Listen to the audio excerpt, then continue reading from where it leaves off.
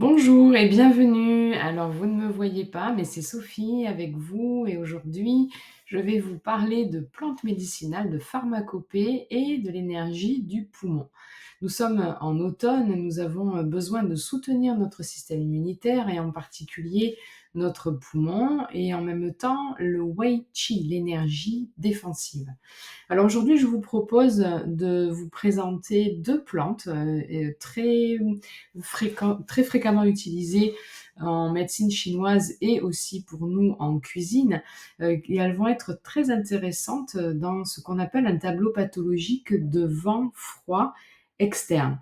On le sait, dès que les températures commencent à baisser ou varier, froid le matin, meilleur l'après-midi, on n'est pas forcément bien couvert, des virus traînent et on commence à attraper froid, avec les symptômes que nous allons, décrire tout à l'heure. Donc en médecine chinoise, eh bien on utilise la pharmacopée, les plantes, de façon tout à fait traditionnelle aux côtés de l'acupuncture et du qigong. Et donc je voulais vous parler, de cet aspect un petit peu des plantes et de la phytothérapie, on va dire des plantes utilisées pour nous en Occident. Donc là, je vais vous parler de l'ail et du gingembre cette fois-ci. Mais évidemment, il y a des plantes, que nous n'avons pas sous nos latitudes, hein, qui sont plutôt, présentes en Chine. Mais là, je vais vous parler uniquement des plantes occidentales. Donc les plantes au service de notre énergie, hein, la phytothérapie appliquée à la médecine chinoise permet de répondre à un déséquilibre de l'énergie. C'est ce qui se passe quand nous tombons malades, hein, ou quand nous avons des douleurs. Et là en particulier, nous allons parler donc du coup de froid, hein, donc de l'attaque de vent froid. C'est comme ça qu'on le nomme en médecine chinoise. En somme, nous, on va simplement dire: «Bah, j'ai attrapé un coup de froid, j'ai le nez qui coule, j'ai attrapé un rhume et je commence à avoir des courbatures et mal à la gorge». Donc dans notre vocabulaire, c'est comme ça que nous allons le traduire. Et donc en médecine chinoise, c'est ce qu'on appelle une attaque de vent froid. Je vous ai parlé dans les vidéos précédentes, hein, des énergies climatiques perverses. Nous avons vu avec, l'exercice du son thérapeutique du poumon, purifier le poumon en tuna, donc avec ce fameux son zzz. Si vous ne l'avez pas vu, vous avez la vidéo dans la semaine dernière, vous allez certainement la retrouver.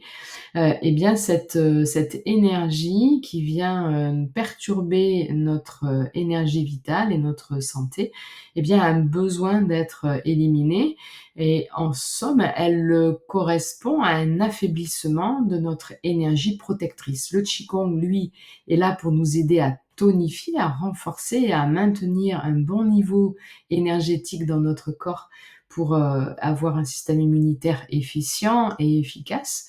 Mais quand, le virus, hein, on passe cette barrière immunitaire et on commence donc on a attrapé froid, on commence à avoir des symptômes, eh bien c'est là que la phytothérapie peut être intéressante.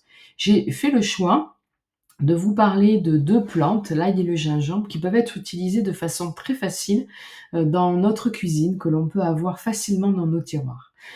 Tout d'abord au niveau des symptômes, évidemment, là je vous apprends rien, on a le nez qui coule, on commence à avoir mal à la gorge, une sensation de froid, de fatigue. Donc c'est là que vraiment les premiers signes s'installent et c'est là où il faut agir maintenant, dès le début. On a coutume de dire que quand, le vent froid a pénétré dans le corps, eh bien on connaît tous, les vertus des grogs, en tous les cas, nos anciens, pratiquaient cela, faire transpirer. Il fallait faire transpirer le corps, hein, pour évacuer le virus. Et bien là, nous allons, utiliser, hein, des plantes qui vont avoir des vertus thérapeutiques un petit peu identiques, hein, qui vont en fait amener de la chaleur. On va parler de l'ail en premier, hein, l'ail donc qui est un antibiotique, naturel avec ses composés soufrés. Il va permettre vraiment de détruire les agents pathogènes et comme je vous disais, hein, le chaud va venir lutter contre le froid et l'humidité.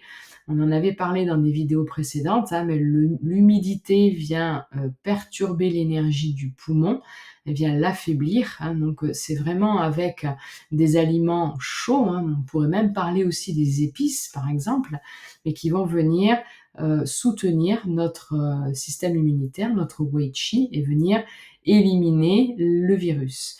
Entre parenthèses, j'ai fait une petite aparté, l'ail est également très bon pour l'hypertension artérielle, pour le cholestérol et pour la prévention des troubles cardiovasculaires. Nous verrons juste après comment utiliser les 2 plantes dont je vous parle, l'ail et le gingembre.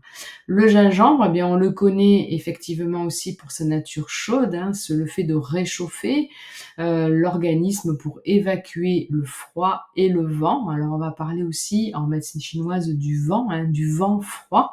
Souvent c'est ce qu'on ressent d'ailleurs, hein, on va être dans un courant d'air un peu froid, même en voiture, même en été, on peut attraper un rhume ou une angine, simplement parce qu'on est dans le vent va être vecteur du froid. Hein, le vent est vraiment l'énergie qui fait rentrer le froid ou qui fait rentrer le chaud. Et en parallèle, donc le gingembre va donc réchauffer et va également agir sur la digestion. Dans les modes d'utilisation, eh bien, alors c'est là que ça va être un petit peu plus délicat pour les personnes qui ont du mal à digérer l'ail.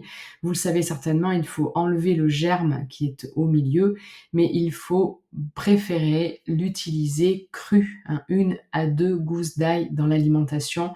En phase aiguë, eh bien, il va avoir toutes ses vertus. L'ail cuit perd ses propriétés médicinales. Vous pouvez aussi le mettre à tremper, on va dire, en teinture dans du vinaigre. Vous allez aromatiser votre vinaigre. Évidemment, la quantité qu'il vous faudrait pour avoir l'effet bénéfique de l'ail serait un petit peu trop important. Donc tout simplement de l'ail cru dans votre alimentation, dans vos salades ou dans vos préparations de légumes une fois que les légumes sont cuits. Et enfin, donc en 2e plante dont je voulais vous parler, donc c'est le gingembre. Le gingembre, on en trouve très facilement maintenant. Évidemment, en infusion avec du citron, c'est très, très bon. En décoction, hein, ce qu'on appelle aussi la décoction. La différence avec l'infusion, c'est que la décoction, vous allez mettre directement le gingembre coupé en tranches dans l'eau. Vous allez porter l'eau à ébullition et pendant à peu près 5 à 10 minutes grand maximum. Donc vous faites bouillir le gingembre dans l'eau et une fois que le temps est passé, vous filtrez, vous rajoutez un jus de citron bio, un petit peu de miel et vous avez un cocktail anti-refroidissement et en tous les cas antiviral, antivirus, très très efficace.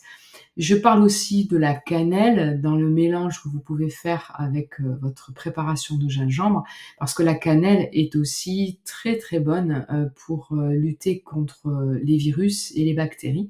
Donc vous pouvez saupoudrer aussi un petit peu, par exemple, vous pouvez préparer, admettons, quelques fruits cuits avec du gingembre confit, hein, ce qui est très bon, ou même croquer un petit peu de gingembre confit en y ayant saupoudré un petit peu de cannelle. Et vous verrez, c'est absolument délicieux. Donc ces deux plantes aux vertus très efficaces et très intéressantes et surtout d'utilisation extrêmement facile. Voilà, pour tout plein de renseignements, si vous avez envie d'en savoir davantage, rendez-vous sur mon site internet santé-prieur.fr ou directement sur le site de Santé Énergie-formation My Canvas site accueil où je vous délivre les autres informations concernant le Qigong en particulier ou sinon les consultations sur lesquelles je peux répondre également à vos demandes. Je vous souhaite une belle fin de journée, je vous remercie de votre fidélité et je vous dis à bientôt. Au revoir.